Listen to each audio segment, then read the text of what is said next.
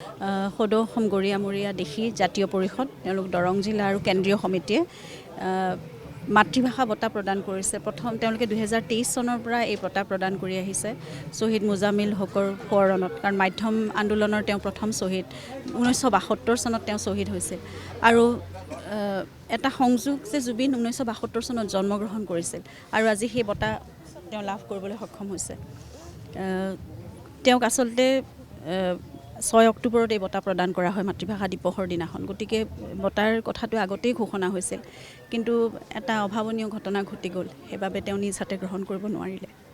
আজি সেইবাবে তেওঁলোক সকলো আহিছে, বিষয়ববীয়াসকল সদস্যসকল সকলো আমাৰ জোনালীস্থিত জুবিনৰ ষ্টুডিঅ'লৈ আহিছে আৰু মোৰ হাততে অৰ্পণ কৰিছে বঁটাটি।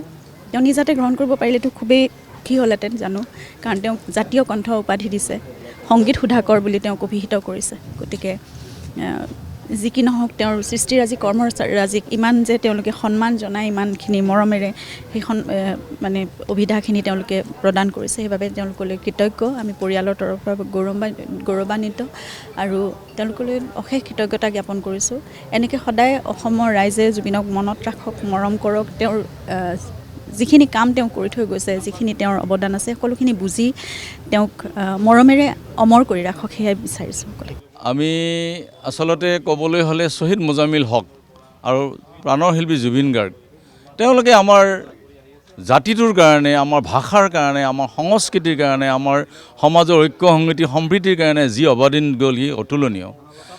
1972 চনত মাধ্যম আন্দোলনত ফুলকুমলীয়া কিশোৰ ছাত্ৰ মুজামিল হক শ্বহীদ হৈছিল আৰু তেওঁ শ্বহীদ হোৱা এই 6 অক্টোবৰ দিনটো আমি 2008 চনৰ পৰা সদৌ অসম গৰিয়ামৰীয়া দেশী জাতীয় পৰিষদে মাতৃভাষা দিৱস হিচাপে পালন কৰি আহিছোঁ।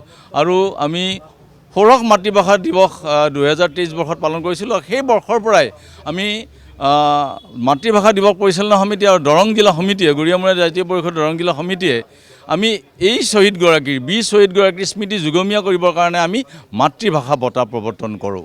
আৰু মাতৃভাষা বঁটা প্ৰথমবাৰৰ কাৰণে আমি আমাৰ পণ্ডিত ডক্টৰ নগেন শইকীয়াক প্ৰদান কৰোঁ। দ্বিতীয়বাৰৰ কাৰণে 2024 বৰ্ষত আমি গল্পকাৰ কথাশিল্পী ইমৰান শ্বাহক প্ৰদান কৰোঁ। আৰু আমি প্ৰাণৰ শিল্পীগৰাকী যিহেতু আমাৰ মাজৰ পৰা নোহোৱা হ'ল অভাৱনীয়ভাৱে, গতিকে আমি 2025 বৰ্ষৰ এই বঁটাটি আমি জুবিন গাৰ্গলৈ, তেখেতৰ অসমীয়া ভাষা, সাহিত্য, সংস্কৃতি আৰু আমাৰ জাতিটোলৈ যি অৱদান আগবঢ়ালে তাৰ কাৰণে মৰণোত্তৰভাৱে আমি প্ৰদান কৰাৰ সিদ্ধান্ত কৰি থৈ দিছিলোঁ। আৰু এটা পৰিৱেশত পৰিয়ালৰ সন্মতি সাপেক্ষে আমি এই বঁটাই প্ৰদান কৰিম বুলি ভাবিছিলোঁ। আজি সেই দিনটো আহিছে। আজি পৰিয়ালে আমাক মাতিছে। আমি এই জোনালী ষ্টুডিঅ'ত, আমি অভিনয়া এই জোনালী ষ্টুডিঅ'ত আজি এই বঁটা প্ৰদান কৰা হ'ব। আমি ইয়াৰ জৰিয়তে তেখেতৰ সেৱাসমূহ, তেখেতৰ অৱদানসমূহক স্বীকৃতি আৰু সন্মান দিয়াৰ লগতে আমি এইটো কথা ক'ব পাহৰিছোঁ যে তেখেতক আমি জাতীয় কণ্ঠ উপাধিও আগবঢ়াইছোঁ। সদৌ অসম গৰিয়ামৰীয়া দেশী জাতীয় পৰিষদে জাতীয় কণ্ঠ উপাধি আগবঢ়াইছোঁ।